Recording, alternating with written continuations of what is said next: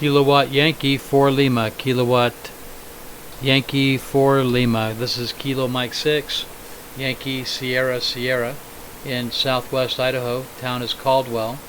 And name is Dave, Delta Adam Victor Edward. Over. Thanks for returning my call. Why a QSB on the band tonight? You go from being really loud, about a 5 or a 6, and then you drop right down into my noise level. The name here is Jim, Juliet India Mike, and I'm here in Oak Ridge, Tennessee, QSL. Got it. Jim, right? John, Ida, Mary.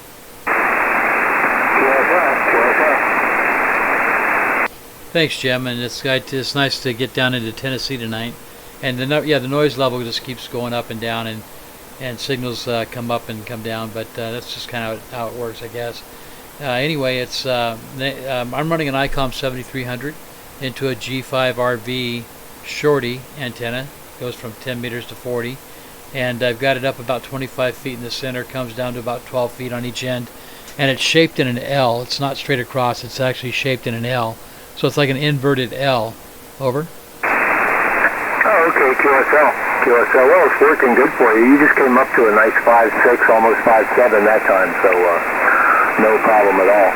Yeah, we're just running a stock radio here tonight. We're running an old Kenwood TS940, the old flagship from Kenwood from the 80s. Just 150 watts, and it's going into a wire antenna of my own design. It looks like an upside-down Y, like the letter Y upside down. And it's up there at about 80 feet. Go ahead. Roger. Where's the feed point? Well, here's the thing. It's a center-fed dipole, okay? So draw a straight long line and put a little circle in it, a vertical line on a piece of paper. That's the dipole. The bottom end of the line is pulled over 40 degrees to the left, and the coaxial feed cable is pulled over 40 degrees to the right. And somehow through modeling and everything, it created a pretty cool design. And I've got it up there quite high. I've got it at 80 feet. And I'm at 3,600 feet here right on top of the ridge in Oak Ridge, Tennessee. And that configuration just seems to work really well. It's something I discovered through messing around. I've been building antennas forever. And I started moving the ends of dipoles around and taking into account the coaxial, which is always taken into account with the antenna, and came up with a pretty good pattern, and it seems to work. So if it's not right, well, that's awesome, man. I'd like to. I just went to your QRZ page. I don't see a picture up there, but you should throw a picture up there on the QRZ so we can get a look at it. That sounds really interesting. I might want to try to do that myself one of these days. Hey, I am making a recording of this, and I'm going to put it up on YouTube, so you'll be able to go to YouTube and search your call sign, and it'll come up with your video, and you'll be able to hear how you sounded on this end at least tonight with the propagation we got going, and up here in Idaho. Over. Okay, QSL, very cool. I will definitely check that out. What is my signal report for the most part there, go ahead? Oh, I'm sorry. I would say it's between 5.6 and 5.8. It's definitely legible, and I can hear you fine. And it just like with the band, it just goes up and down, though. You know what I'm saying? Oh yeah, exactly. You too. Exactly the same. You get up there about 5.7, almost 5.8, then you'll drop down to 5.3. But no problem with the audio sounding really good. What are you running for equipment over there, go ahead? Yeah, I'm running the ICOM 7300, 100 watts. And I'm running into that G5RV antenna, the shorty. It goes from 10 to 40 meters, and like I said, I've got it in an L configuration, up about 25 feet in the center. One leg goes north-south, one leg goes east-west, and it comes inverted down to about 12 feet off the ground. So it seems to work okay.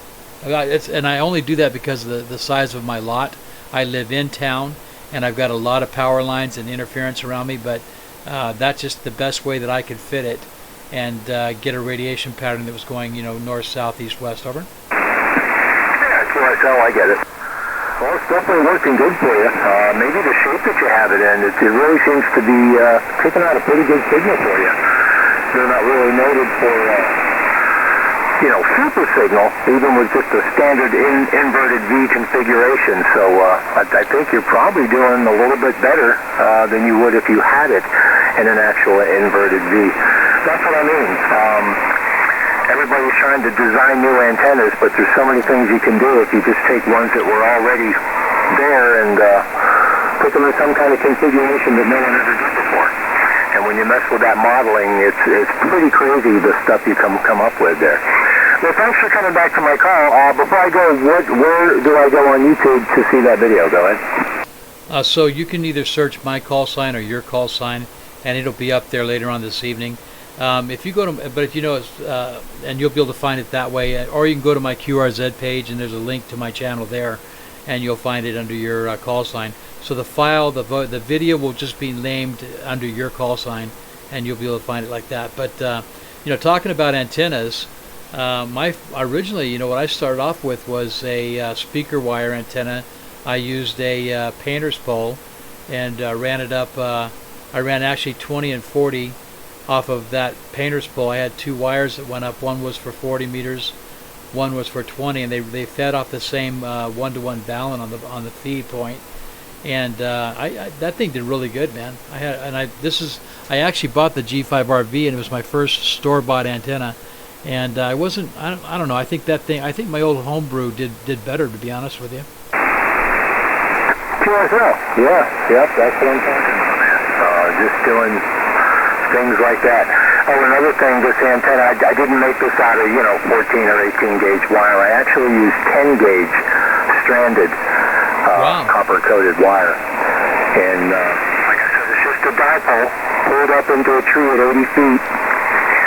The bottom leg of the vertical dipole pulled over at a 40-degree angle, and then the feed point coax pulled over at an opposite 40-degree angle, and somehow, man, it's a crazy pattern. It takes a little while to get it adjusted, but right now my SWRs do not even move. They're actually 1.0 from 14,150 to 14,350, so I think I hit it right on the head. Go ahead. Well, that's pretty good, brother. Hey, so the thicker wire, do you think that gives you a better SWR across the band, across a broader range? Probably just enough to make enough of a difference. As we know, the RF travels through the skin effect, which the greater the diameter of the element, the slightly more broad-banded the element will become. So I would say probably to some degree, yeah. Yeah, so whenever you look at the video, I went ahead and went to my QRZ page so I could show you that antenna on the video. When you watch it, you'll see my broomstick antenna that I was using when I first started out, and that was made from a painter's pole and two strips of speaker wire and a homemade one-to-one balun. Oh yeah, and you know what? It's amazing what you can do with them. I've made dipoles out of speaker wire before, but when you get them up there 70 feet, 80 feet or so, it's pretty amazing.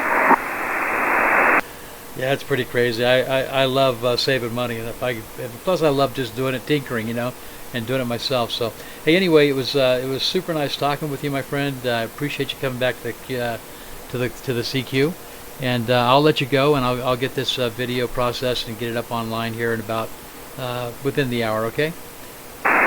Okay, my friend, sounds good. Yeah, I just heard you out there and wanted to jump in and say hello, and doing a really good job, man, with the setup you have there down here in Tennessee. That last QSO, you've been holding steady right at about a 5.8, so nice job there too with your 100 watts for sure. That is also to be congratulated.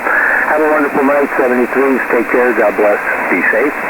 And we'll look forward to working you further down the log from KY4L. And I'll give it back to you for a final. Go ahead. Yeah, Roger, brother. When you'll be happy with with your audio also when you listen to the video. You've got a good, strong, steady audio here. Doing a great job. Nice talking with you, Jim. Take care. 73. 730.